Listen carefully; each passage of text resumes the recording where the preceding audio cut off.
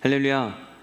오늘 또 말씀을 통해 주시는 그 하나님의 은혜가 우리 마음밭에 심기고 심겨진 그 은혜가 30배, 60배, 100배의 결실을 맺는 놀라운 은혜가 있기를 주님의 이름으로 간절히 축복합니다.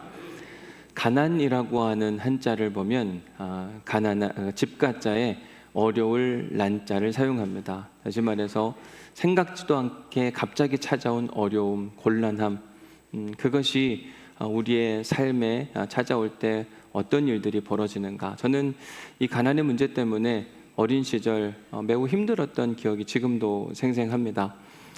남의 집 땅에 방 3칸짜리 집을 지어서 6명의 식구가 함께 살게 되었는데 방 3개라고 하지만 그 중에 하나에는 돈을 벌어야 하는지라 누에를 키웠던 기억이 있습니다. 그래서 그 방에 들어가면 늘 뽕잎 냄새가 가득했어요. 그 방에서 제가 태어났고 그리고 그 방에서 누에와 함께 자랐습니다.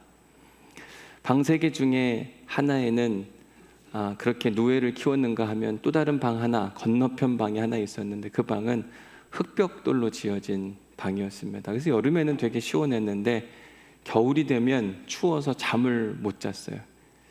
6명이 방 3개짜리에서 자기는 함께 살기는 했으나 그렇게 넉넉하지는 않았구나, 이런 생각을 해보게 됩니다. 여름이 되면 꼭 장마철이 오잖아요. 장마가 지면 물이 많이 올 때, 비가 많이 올 때마다 물이 부엌으로 새 들어와요. 그러면 아궁이에 가득 차면 불을 떼서 밥을 해야 되는데 할 수가 없으니까 밤새도록 순번을 정해서 물을 퍼내야만 다음날 아침 밥을 먹을 수 있었습니다. 푸세식 화장실에 샘물 펌프 있잖아요. 거기서 물을 떠와야만 밥을 먹기도 했고, 그러다 보니까 뭐 샤워하거나 목욕하는 일은 있을 수도 없는, 그래서 진짜 명절 되면 크게 목욕탕 한 번 가는 게 전부가 아니었나, 이런 생각을 해보게 됩니다. 어린 마음에 뭐라도 하고 싶은 마음에 아빠 나 저거 하고 싶어 그랬다가 저희 아버지가 한마디를 건넸는데 내가 안 해주고 싶어서 그러는 거냐, 없어서 못 해주는 거다, 제발 철 좀 들어라. 그때 철이 들 때가 아니었거든요. 근데도 그 이야기를 들으니까 마음에 사무치게 그 말이 남아서 그 이후로는 아버지에게 뭘 해달라고 졸라봤던 그런 기억이 없습니다. 가난은 늘 있었고 그것은 감내해야 되는 줄만 알았습니다.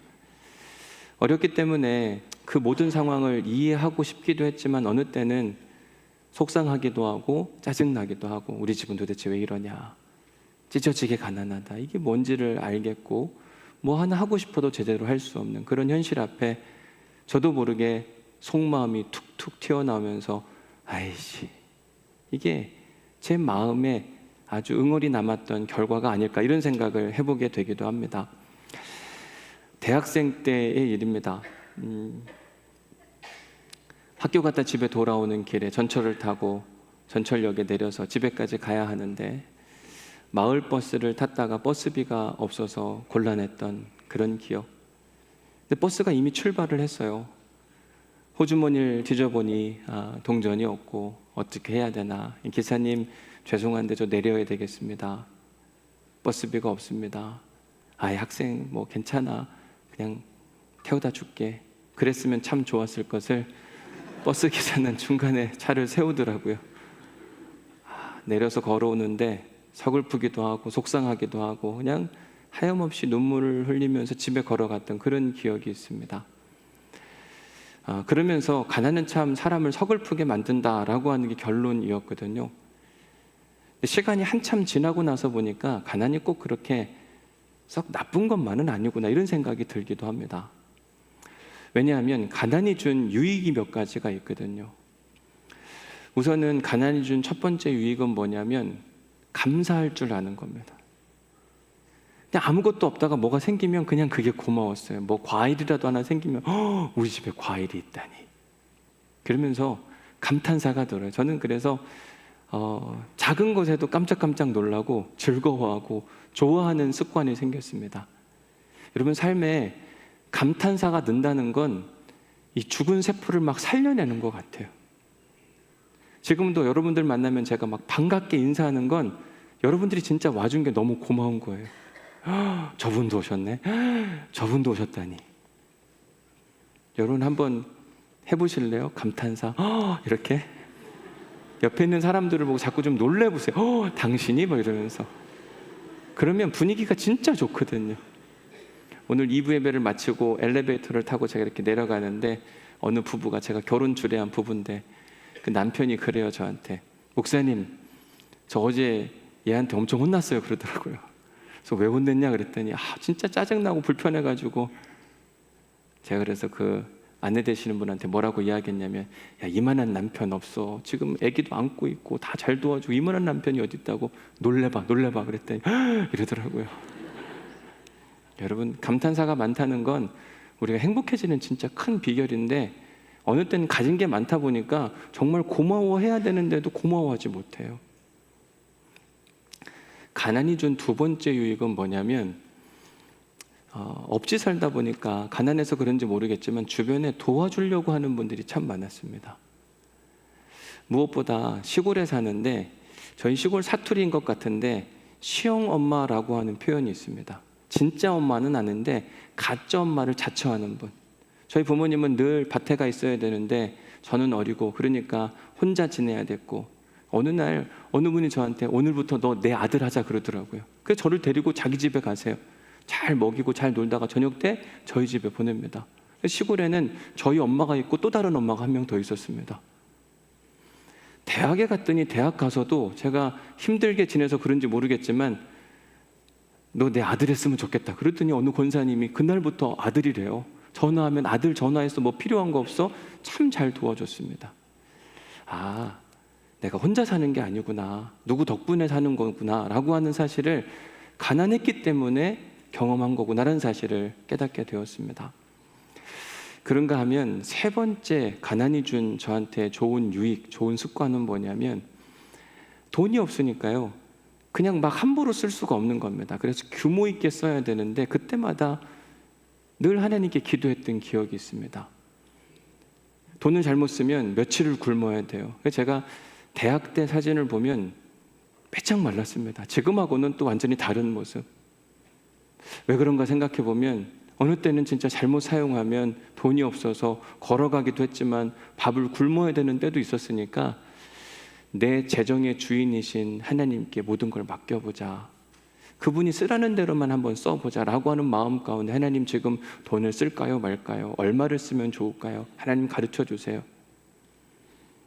그렇게 쓰는데도 만약에 돈이 부족하고 내가 먹을 양식을 구하지 못한다면 또 하나님께 맡겨야지, 그러면 되지 않을까, 이런 마음으로 한 걸음 한 걸음 걸어가서 지금까지 오게 된 것 같아요. 대학 등록금만 아버지가 해주시고 나머지는 진짜 신기하게 하나님께서 일도 하게 하시고, 어떤 사람을 만나게 하시고, 누구의 도움의 손길도 있게 하시고, 그러면서 여기까지 그 지켜주신 그 하나님의 은혜. 지나고 나서 보니까 이전에는 분명히 가난은 사람을 서글프게 만들다, 철저하게 부정적인 감정이 심했는데 지금은 그렇지 않아요. 가난이 꼭 나쁜 건 아니다. 내 삶을 이렇게 만들어주신 그 하나님의 은혜가 감사하더라. 오늘 본문에 보면 예수님께서 가난을 이야기하세요. 빈손으로 가라. 제자들이 지금 선교여행을 떠나는데 그들에게 두둑히 선교 여행비를 막 챙겨주고 필요하면 써, 이렇게 하지 않으시고 다 가져가지 말라고 이야기합니다. 자, 여러분 8절 말씀 보시겠습니까? 같이 한번 읽어보시죠. 시작. 명하시되 여행을 위하여 지팡이 외에는 양식이나 배낭이나 전대의 돈이나 아무것도 가지지 말며. 9절 말씀, 신만 신고 두 벌 옷도 입지 말라고 이야기합니다. 이 말씀에 근거하면 이제 선교를 떠나는 제자들에게 그들이 지참할 수 있는 것과 지참할 수 없는 것, 허용하는 것과 불허하는 것을 나누어 주는데, 허용하는 건 뭐냐? 지팡이, 신 한 켤레, 옷 한 벌. 뭐 신하고 옷은 그렇다 치는데 지팡이는 왜 들고 가야 되는가?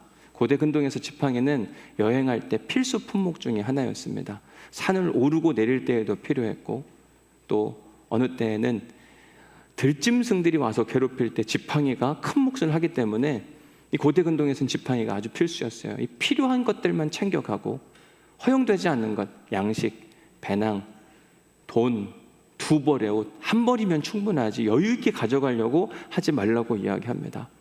지금 제자들이 선교지로 가는데 예수님은 nothing, 아무것도 가지고 가지 마라. 오늘 설교 제목 보세요. 뭐라고 되어 있는가? 빈손으로 가라. 뭘 자꾸 챙겨가려고 하지 마라.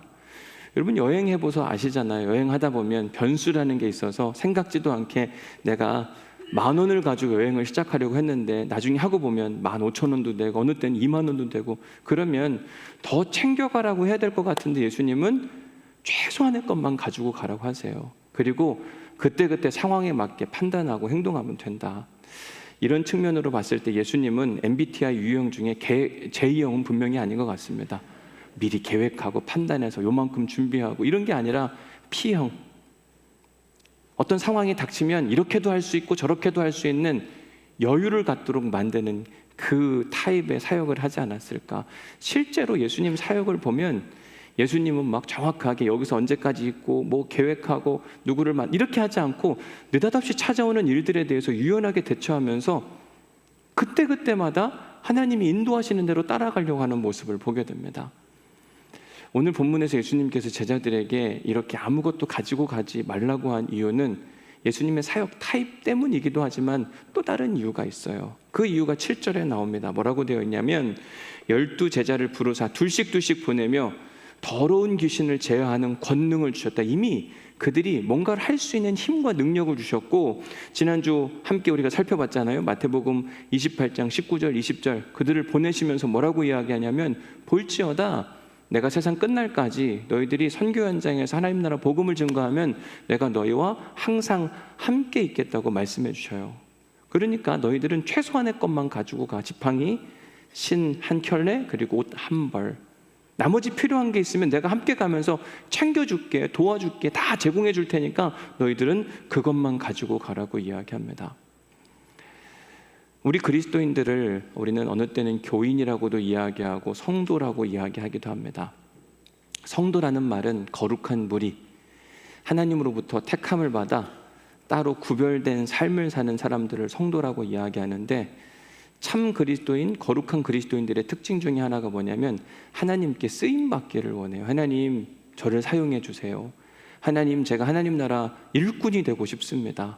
제가 여기에 있나이다. 제가 꼭 하나님 나라 귀한 은혜의 통로가 될 수 있도록 인도하여 주옵소서. 이런 기도를 종종 합니다.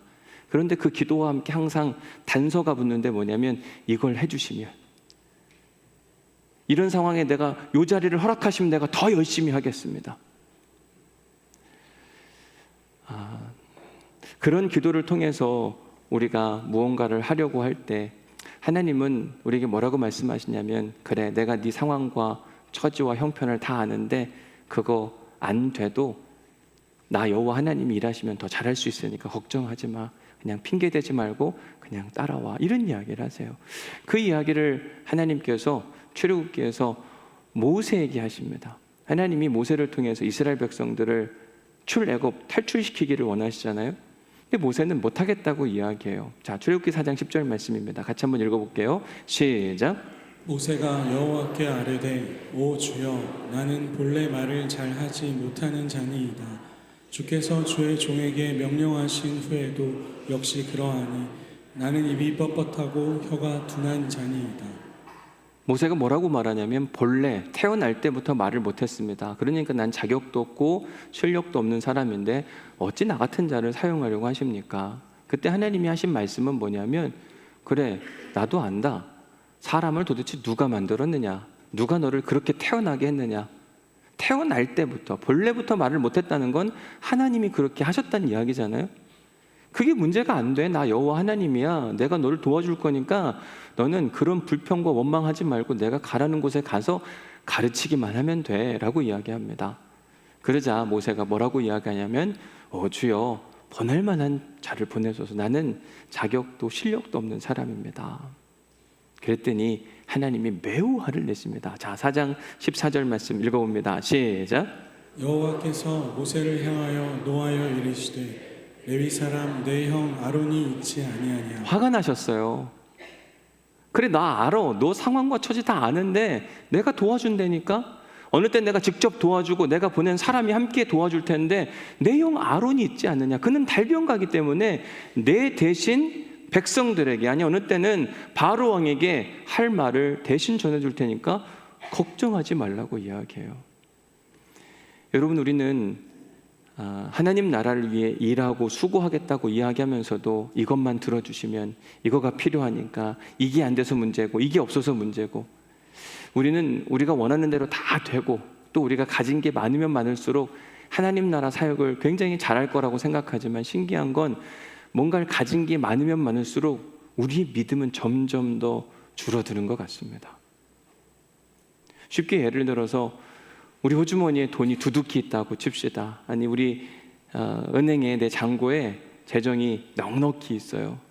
여러분, 이런 분들은 기도를 할까요, 안 할까요? 합니까, 안 합니까? 합니다. 더 주옵소서. 더 있었으면 좋겠습니다. 엄청 열심히 합니다. 지금 내 호주머니에 뭐 있어도 더 있기를 원하는 게 우리의 본성이에요. 그래요. 그런데 안타까운 건 뭐냐면 돈을 내 믿음의 대상으로 삼는 사람들의 특징은 돈을 쓸 때 기도하지 않는다. 하나님의 뜻을 묻고 하나님이 원하시는 일에 힘을 쏟지 않는다는 데 있습니다. 여러분 어떠세요? 지난주 여러분 카드 쓸 때 요즘엔 현금을 거의 안 쓰잖아요. 계좌이체할 때 나는 기도하고 계좌이체하고 기도하고 카드 썼다, 그런 분 계세요? 어느 순간 우리에게 영적 감각의 무뎌짐이 찾아온 겁니다. 이게 내 돈인데 무슨 기도를 하나. 하나님이 우리에게 이런 이야기를 하셨어요. 예수님을 통해서 너희는 먼저 그의 나라와 그의 의를 구하라. 우리의 삶의 우선순위가 뭐냐면 하나님 나라와 하나님의 의. 돈을 쓸 때에도 하나님께 묻고 하나님 나라와 의를 위해 먼저 쓰고, 그렇다고 해서 우리에게 막 안 쓰라고 하지 않으세요. 하나님은 우리에게 필요한 것을 쓰라고 하십니다. 그런데 먼저 묻고 기도하냐. 믿음은 꼭 그와 같아요. 하나님께 모든 것을 묻고 나아가는 것. 왜? 모든 재정은 하나님으로부터 왔다고 하는 그 믿음, 신뢰가 있기 때문에. 예수님이 또 이런 경고의 메시지를 하잖아요. 낙타가 바늘기로 들어가는 것이 부자가 하나님 나라에 들어가는 것보다 더 쉽다. 부자가 하나님 나라 들어가는 게 어렵답니다. 왜 그런가 생각해 보면, 부자, 돈의 액수를 말하지 않고 여기서 말하는 부자라고 하는 건 돈이 우상이 되어서 내 마음대로 사용하는 것, 돈에 매여 사는 사람에 대한 이야기를 하는 겁니다. 실제로 이 마태복음 19장 요 이야기 바로 위에 보면 재물이 많은 사람, 그 사람은 하나님의 뜻과 상관없이 자기의 길을 걸어가거든요. 그런 사람들은 내가 돈이 있어도 이걸 믿고 있기 때문에 굳이 이 돈을, 재정을 사용하면서 하나님께 어떻게 할까요? 어떻게 쓰면 좋을까요? 이런 질문을 하지 않아요. 그런 사람들은 하나님 나라와 어울리지 않는다는 이야기를 하는 겁니다. 근데 여러분, 가난한 사람들의 특징, 빈손, 아무것도 없는 사람들, 이런 사람들의 특징은 뭔지 아세요? 제가 그렇게 살아보니까 아무것도 없을 때 저는 수시로 하늘을 쳐다봤어요. 하나님, 오늘 어떡하죠? 이번 학기 등록금은 어떡하고, 또 어디 가야 되는데 이건 또 어떻게 해결할 수 있고, 오늘은 어디 가서 또 뭘 먹어야 될지 수시로 하나님께 묻는 겁니다. 하나님을 믿는다고 하는 것, 그분께 계속해서 물으면 놀라운 사실은 뭐냐면 빈손인데 하나님이 필요한 걸 계속 채워주시더라고요. 이렇게도 채워주시고 저렇게도 채워주시고. 그래서 오늘 제가 여기 서 있는 거예요. 저 아무것도 없었거든요. 아까 이야기한 것처럼 그냥 그렇게 살았어요. 찢어지게 가난한 게 이런 거구나라는 생각을 하면서 어느 때는 걸어가며 울기도 하고. 근데 지금도 하나님이 계속해서 뭔가를 챙겨주시고 부어주셔서 오늘 또 이 자리에서 여러분들과 말씀을 나누는 게 진짜 은혜구나. 저는 예배당 올 때마다 놀래고 여러분들 볼 때마다 신기하고, 저만 그런 은혜를 누린 게 아니라 모세도 똑같더라고요. 모세라는 사람 생각해 보면 모압 땅에서 40년 살면서 nothing, 아무것도 가진 게 없었습니다. 그냥 목동의 역할만 하면서 저 시골 변두리에 별것 아닌 같은 존재였어요. 그런데 그런 그에게 하나님께서 찾아가셨습니다. 그리고 중요한 사명을 맡기셨어요. 모세가 이야기하죠. 하나님, 저 나이가 80이에요. 80. 이런 내가 뭘 할 수 있겠습니까? 괜찮아. 저 말 못한다니까요. 아시잖아요. 그것도 필요 없어. 나 여호와 하나님이라. 내가 할 테니까 걱정하지 마. 실제로 모세는 광야 생활 40년 동안 아무것도 아닌 존재로 전락해 버렸는데, 여러분 그거 아세요? 내가 아무것도 할 줄 모르고 아무것도 할 수 없다고 하는 것이 영적인 큰 무기가 돼요. 왜냐하면 아무것도 할 수 없는 사람은 뭘 하냐면 기도를 하더라고요. 아무것도 없는 사람이 기도를 해요. 뭐가 있으면 우린 잘 기도하지 않습니다. 근데 아무것도 없고 할 줄 아는 게 한 가지도 없을 때에는 기도밖에 안 나와요. 모세가 이스라엘 백성들을 출애굽시켰잖아요. 그리고 나왔는데 이스라엘 백성들이 원망합니다. 물이 없어서 물 좀 달라고. 왜 우리를 여기서 죽게 하느냐. 사람들이 돌을 들어 모세를 죽이려고 할 때 모세가 물 파서 이렇게 나오게 하는 기술이 있다면, 야 기다려봐 내가 해줄게. 그리고 땅을 팠을 거예요. 바위를 뚫었을 겁니다. 근데 모세는 그 위기의 순간에 부르짖어 기도하는 겁니다. 할 수 있는 게 딱 한 가지밖에 없었어요. 하나님 어떻게 합니까? 지금 물이 없어 난리인데 자칫 잘못하면 내가 죽게 생겼나이다. 은혜를 베푸소서. 그랬더니 하나님이 없는 물을 발견하게 하시는 겁니다. 아말렉과의 전투를 벌여야 되는 상황. 모세는 전쟁에 능한 사람이 아니었습니다. 목동으로서 양이나 치던 사람이었는데 갑자기 전쟁을 치러야 된다. 어떻게 해야 될지 몰라서 우선 여호수아를 앞세워서 군대를 내보냈어요. 만약 모세에게 전쟁의 기술이 굉장히 많았다고 한다면, 야 여호수아 일로 와봐. 전쟁을 할 때는 말이지 이런 전략을 쳐서 앞에는 전방 보초구를 써야 되고 척후병도 있어야 되고 이럴 땐 기습 게릴라 작전도 써야 돼. 아마 그랬을 텐데 모세는 여호수아를 내보내고 한 일이 뭐냐면 산에 올라가서 기도하는 겁니다. 하나님 내가 할 수 있는 게 아무것도 없습니다. 내가 나의 사랑하는 아들과도 같은 여호수아를 내보냈습니다. 내 백성이 나가 있습니다. 어떻게 하시겠습니까? 모세가 손을 들어 기도하면 승리하고 내리면 이스라엘 백성들이 지고. 하나님께 기도하니까 이런 은혜와 능력이 찾아오네. 모세가 지금 60만 대군 남녀노소 다 따지면 200만도 넘는 사람들을 이끌고 이제 행군에 가는데 답답한 거예요. 어떻게 이들을 잘 하나님 나라 백성으로 안내해야 될까 모르니까 그가 했던 일이 무엇이냐면 시내산에 머물러서 하나님께 올라간 거예요. 하나님께 올라가니까 하나님이 기뻐서 야 더 올라와봐. 내가 중요한 얘기해 줄게. 그리고 나서 십계명을 받는 이야기가 19장 이후에 쭉 등장하는 모습을 보게 됩니다. 이처럼 모세에게 뭔가를 할 수 있는 능력이 없다. 비록 가진 것이 아무것도 없다. 여러분 근데요, 뭘 할 수 없고 가진 게 없는 게 어느 때는 우리에게 엄청 큰 무기가 돼요. 그런 그가 하나님께 기도했더니 그 기도의 결과로 놀라운 능력을 그가 40년 동안 얼마나 많이 경험하는지 모릅니다. 출애굽할 때 이 모세만 이런 경험을 한 게 아니라 이스라엘 백성들도 비슷한 경험을 했어요. 자, 여러분 출애굽기 12장 11절 말씀으로 가서 보면 오늘 본문과 아주 유사합니다. 자, 같이 한번 읽어볼게요. 시작. 너희는 그것을 이렇게 먹을지니 허리에 띠를 띠고 발에 신을 신고 손에 지팡이를 잡고 급히 먹으라. 이것이 여호와의 유월절이니라. 이스라엘 백성들이 이제 애굽을 떠날 때의 이야기입니다. 바로 직전의 이야기. 너희들은 뭘 해야 되냐면 허리에 띠를 띠고, 허리에 띠를 띠라는 것은 뭐냐면 옷을 완성하라. 유대인들은 통으로 짠 옷을 입었기 때문에 이제 허리에 띠를 띠면 이제 어디 떠날 준비가 되어 있는 겁니다. 발에 신을 신고 손에 지팡이, 오늘 본문에도 지팡이 나오죠. 지팡이는 꼭 필요한 필수 물품이었다니까요. 이 필수품 3가지만 챙기라. 끝이에요. 다른 거 없습니다. 이 3가지만 가져가면 된대요. 그냥 애굽만 탈출하는 거라면 그냥 이렇게 떠나서 조금 고생하다가 어디 좋은 장소를 마련해가지고 거기 들어간다면 상관이 없겠지만 이 이후에 40년의 광야 생활을 해야만 했습니다. 그렇다고 치면 야, 니네 이제 40년 광야 생활 해야 되니까 챙길 수 있는 대로 많이 챙겨. 신발도 한 4-5켤레가 뭐야. 40년 있어야 되는데 옷도 두둑히 챙기고 챙길 거 막 완전 가져와. 이렇게 하지 않으시고 딱 3개만 하라 그랬다니까요. 옷 1벌, 신발 1, 그리고 뭐요? 지팡이. 아니 그 다음은 어떻게 하시려고? 신기한 건 신명기 29장 5절 말씀에 나옵니다. 같이 한번 읽어볼게요. 시작. 주께서 40년 동안 너희를 광야에서 인도하게 하셨거니와 너희 몸에 옷이 낡아지지 아니하였고 너희 발에 신이 헤어지지 아니하였으며. 분명히 출발할 때 옷 한 벌, 신발 한 켤레, 지팡이 들고 나왔는데 40년 동안을 다니는데 광야에서 몸에 입었던 옷이 낡지 아니하였고 계속 새 옷을 부어줬다는 겁니다. 그리고 너의 신발이 헤어지지 아니하였느냐. 내가 다 챙겨줬는데 뭐가 그렇게 걱정이 되느냐.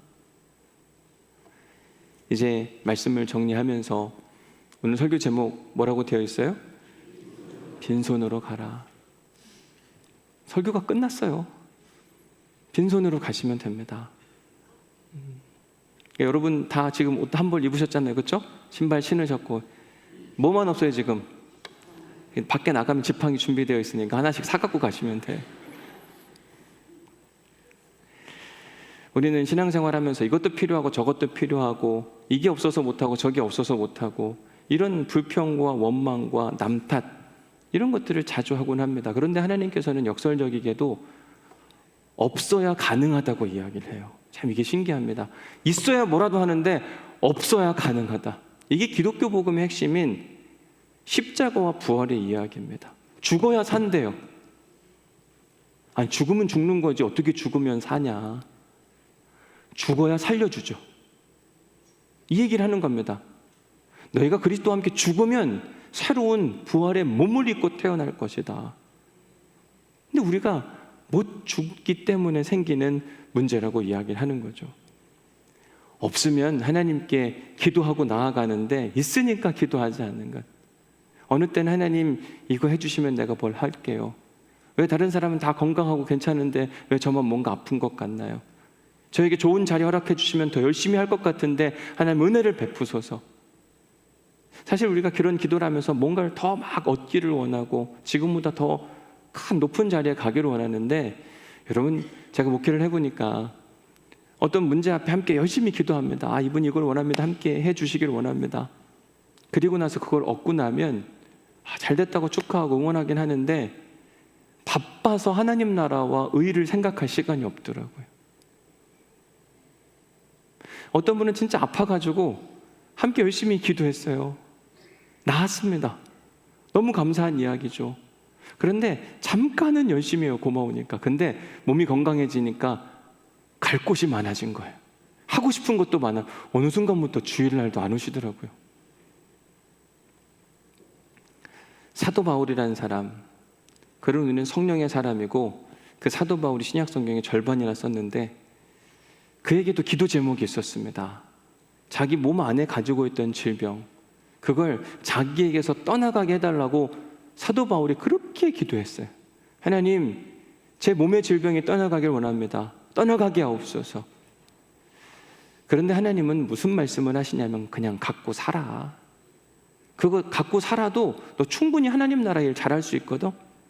너의 약함에도 불구하고 일하신 하나님을 사람들한테 간증하면 좋겠다. 그래서 그냥 사도 바울에게 그 병을 남겨두셨어요. 그러면 아무것도 못할 줄 알았는데 아니요. 사도 바울은 상상 외의 일들을 해갔습니다. 그렇게 병약한 사도 바울을 위해서 하나님께서 드로아에서 의사 누가를 착 달라붙게 하셔서 필요한 것들을 다 공급해 주셨고 믿음의 동역자 디모데도 붙여주시고 바나바도 붙여주시고 필요할 때마다 계속 붙여주심으로 말미암아 비록 바울이 연약한 존재였지만 하나님께 놀랍게 쓰이는 모습을 보게 됩니다. 우리는 우리가 원하는 대로 우리가 기도하는 대로 다 이루어지면 더 열심히 할 것 같지만 실상은 그렇지 않아요. 그건 우리 느낌입니다. 요거 해주시면 잘할게요. 요거 들어주시면 더 잘할게요. 다 느낌이에요. 오히려 우리가 가난해졌을 때, 병약해졌을 때, 힘이 없을 때, 억울하게 핍박을 당하거나 속상한 일을 당할 때 하나님께 더 매달리고 하나님과 더 가까워지는 시간을 보내게 되더라고요. 제가 여기까지 설교 준비를 했는데 설교 마무리를 어떻게 해야 될지 모르겠더라고요. 그러니까 여러분 가난해지십시오. 여러분 더 아프셔야만 합니다. 이렇게 하는 게 맞나? 도대체 하나님 설교 결론을 어떻게 맺기를 원합니까? 두 가지 메시지로 여러분들에게 이제 말씀을 정리해 드리려고 합니다. 첫 번째는 하나님이 오늘 말씀을 통해 우리에게 진짜 원하시는 이야기는 뭐냐면, 빈손, 아무것도 가진 게 없어도 괜찮다. 가난해도 괜찮고 병약해도 괜찮고, 그게 너가 버림받은 증거가 아니다. 병약해도 하나님은 사용하시고 가난해도 사용하시고 빈손이어도 괜찮고 다 괜찮다고 말씀하세요.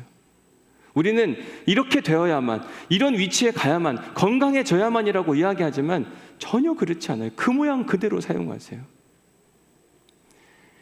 2021년, 그리고 2023년, 또 2025년, 우리 교회에 2번 온 손님이 있는데 이제 2025년도에도 와야 되는데, 제가 2년에 한 번씩 꼭 오면 좋겠다고 부탁을 드렸는데 안타깝게도 그분이 더 이상 올 수가 없게 되었습니다. 그분이 누구냐면 천정은 자매라고 하는 분.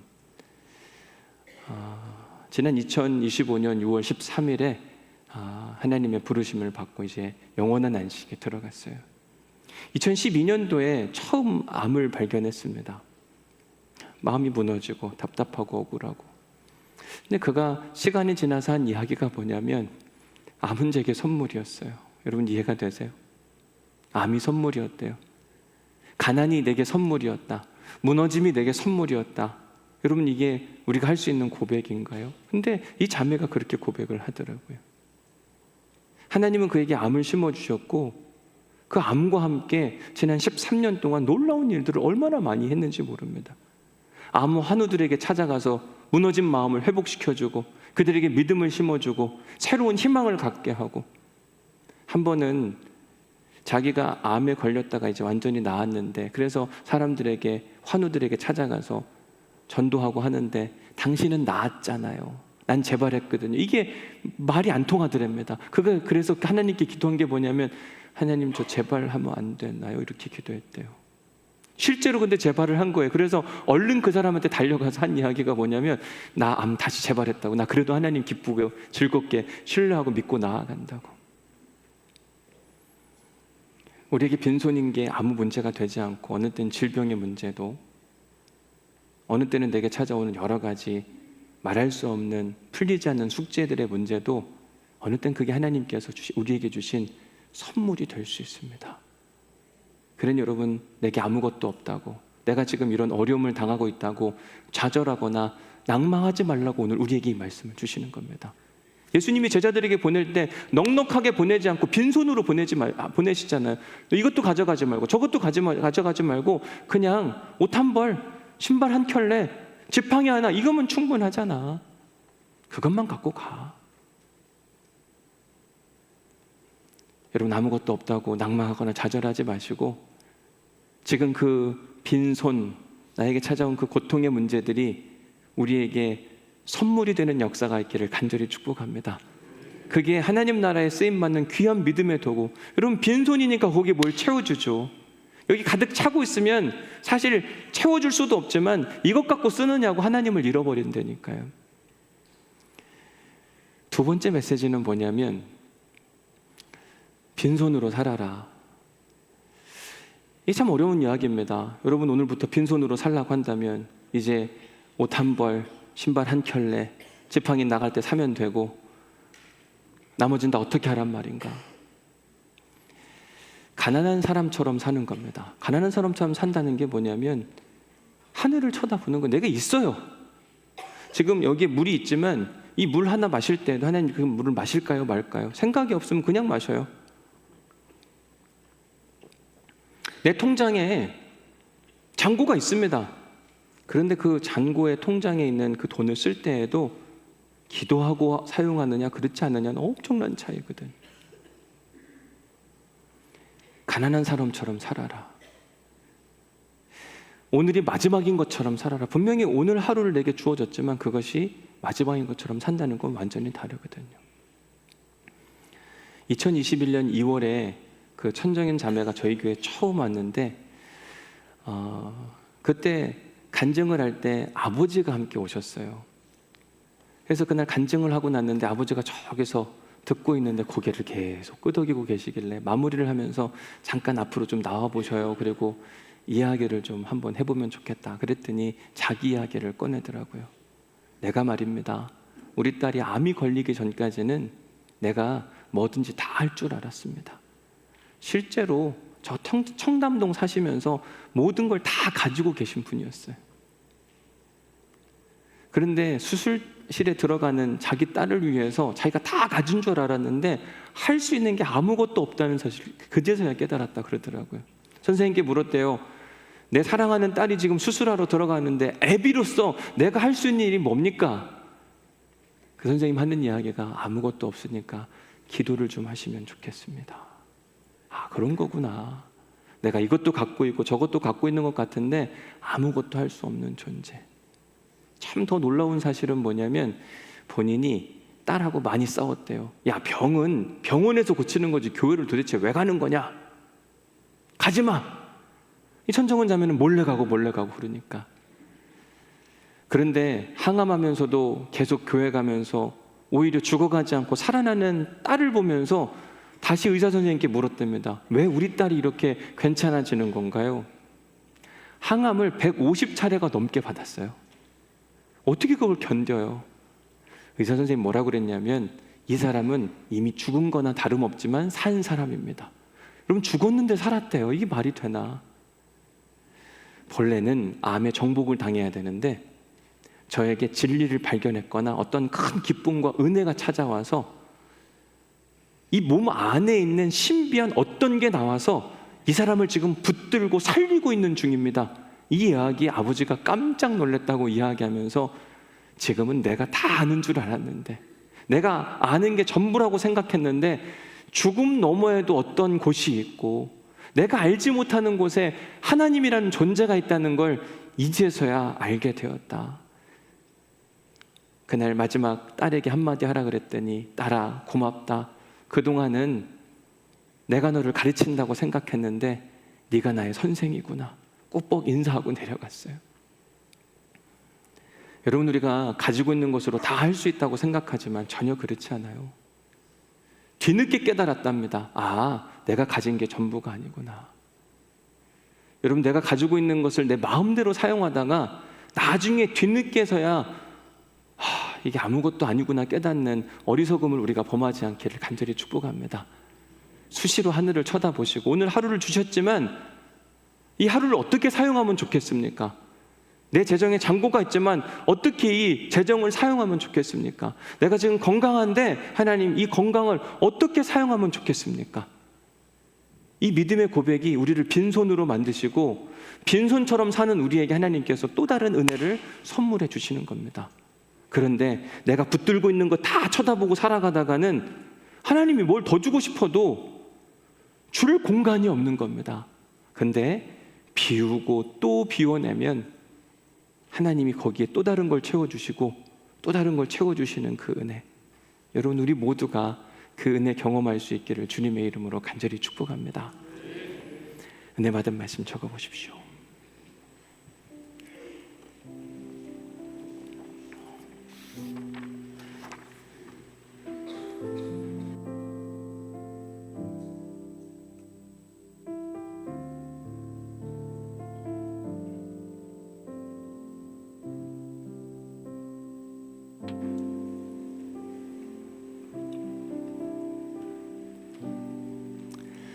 두 번째 묵상 질문입니다.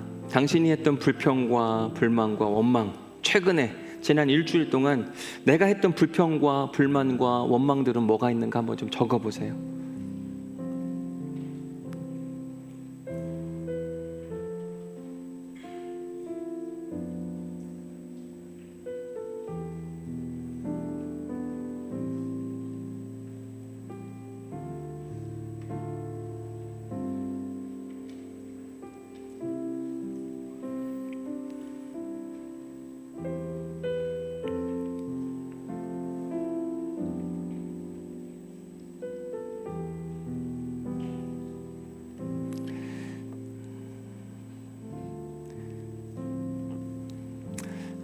불평하고 불만한 일이 참 많을 수 있습니다.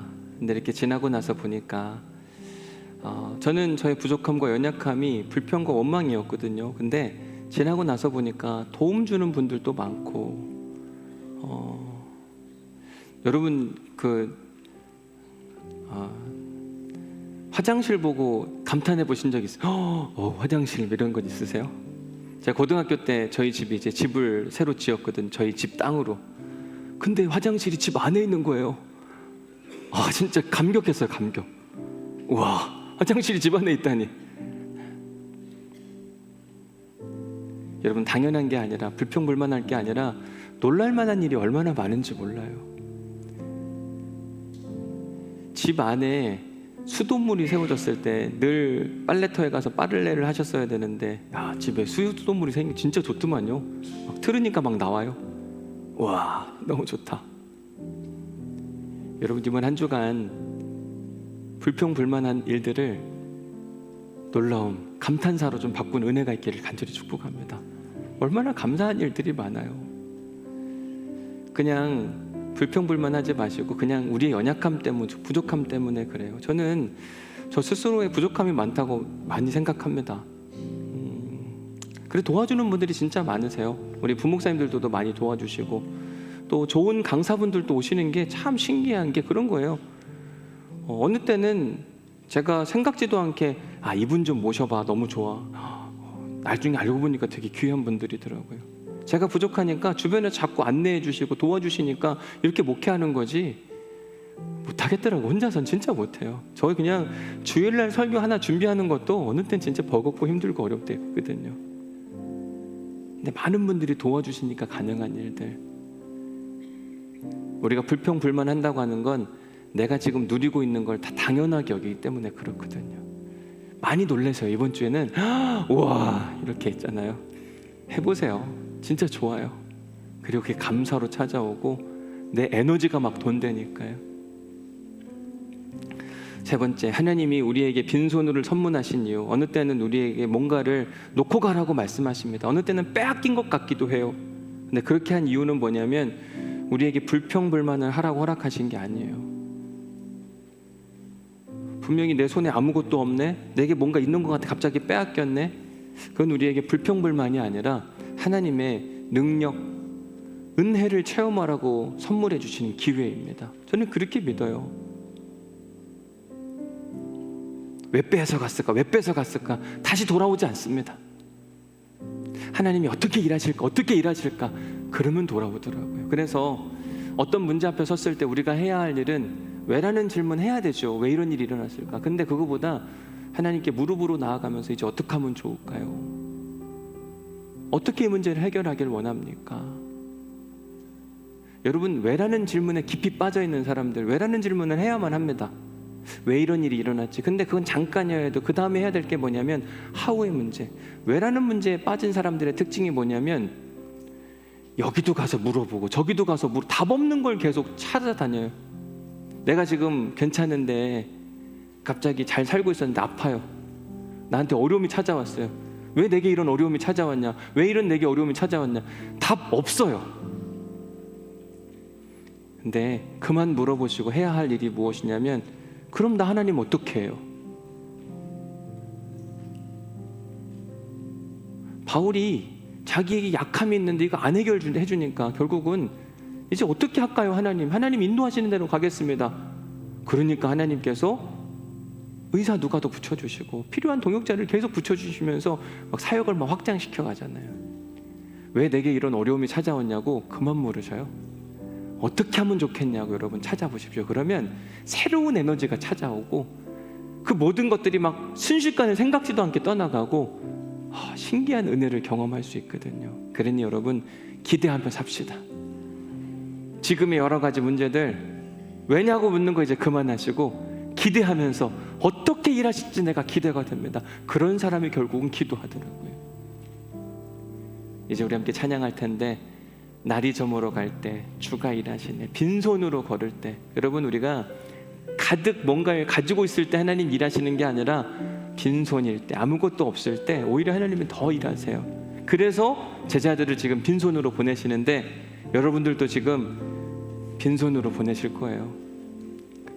그러나 하나님이 함께 가시니 걱정하지 마시고 말씀의 지팡이를 붙들고 이번 한 주간도 하나님의 능력을 경험하는 우리 모두가 될 수 있기를 주님의 이름으로 간절히 축복합니다. 우리 찬양합시다. 날이 저물어 갈 때.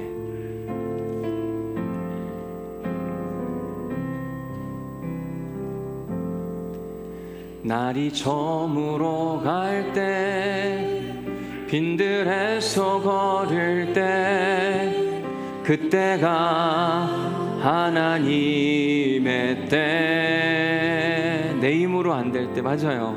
내 힘으로 안 될 때, 빈손으로 걸을 때, 내가 고백해 여호와. 우리 다시 한번 찬양합시다. 날이 저물어 갈 때, 날이 저물어 갈 때, 빈들에서 걸을 때, 그때가 하나님의 때. 내 힘으로 안 될 때, 내 힘으로 안 될 때, 빈손으로 걸을 때, 내가 고백해 여호와. 이 주가 일하시네, 주가 일하시네, 주가 일하시네, 주가 일하시네. 주께 아끼지 않는 자에게 주가 일하시네, 주가 일하시네. 신뢰하며 걷는 자에게. 우리 모인 이곳에, 우리 모인 이곳에 주님 함께 계시네. 누리네 아버지 은혜. 적은 떡과 물고기, 적은 떡과 물고기, 내 모든 걸 드릴 때 모두 고백해 여호와. 주가 일하시네, 주가 일하시네, 주가 일하시네. 주께 아끼지 않는 자에게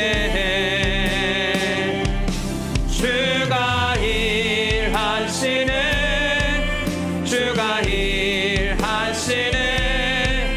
신뢰하며 건 우리 가슴에 손을 얹고 찬양해. 주가 일하시네, 주가 일하시네, 주가 일하시네. 주께 아끼지 않는 자에게 주가 일하시네, 주가 일하시네. 주님이 일하시기를 소망하는 마음으로 우리 다시 한번 가슴에 손을 얹고 주님 일하여 주옵소서. 주가 일하시네, 주가 일하시네. 주께 아끼지 않는 자에게 주가 일하시네, 주가 일하시네. 신뢰하며 걷는 자에게. 우리 손을 얹은 상태로 기도하겠습니다. 하나님, 우리의 심령을 보살펴 주옵소서. 우리의 마음이 비었습니다. 겉으로는 괜찮은 것 같으나 마음이 아프고 몸이 아프고 삶이 아파서 빈손 아무것도 없는 존재인 것 같습니다. 뭘 해도 안 되는 것 같고 질병의 문제로 나는 왜 이런 일이 찾아오는가. 그런 그들에게 하나님께서 오늘 말씀해 주셨습니다. 괜찮아, 내가 너와 함께 할 테니까 걱정하지 마라. 빈손이어도 괜찮다고 말씀하여 주시니 감사합니다. 하나님, 무너진 마음에 새 희망을 허락하여 주옵시고 주님 책임져 주신 하나님을 경험할 수 있도록 인도하여 주옵소서.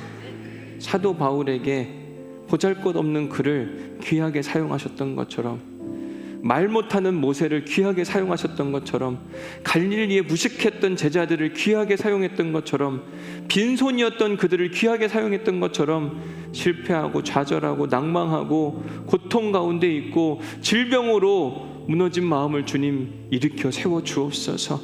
주가 일하시겠다고 말씀하시니 흔들리지 않게 하여 주옵시고, 주님과 함께 말씀의 지팡이를 붙들고 이번 한 주간도 살아갈 수 있도록 인도하여 주옵소서. 고개 숙이지 않게 하시고 세상에 나아가선 당당히 나아가게 하시고 주님 앞에 무릎을 사는 우리 모두가 될 수 있도록 인도하여 주옵소서.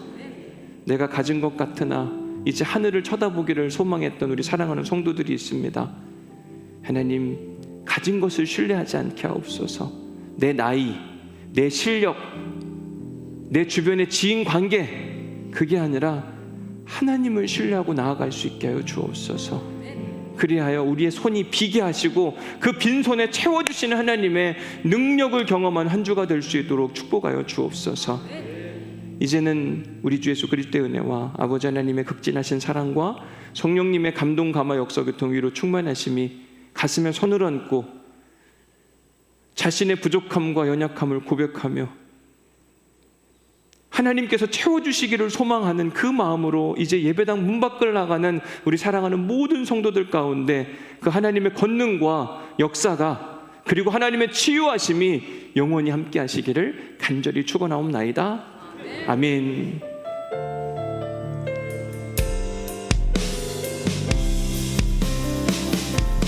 주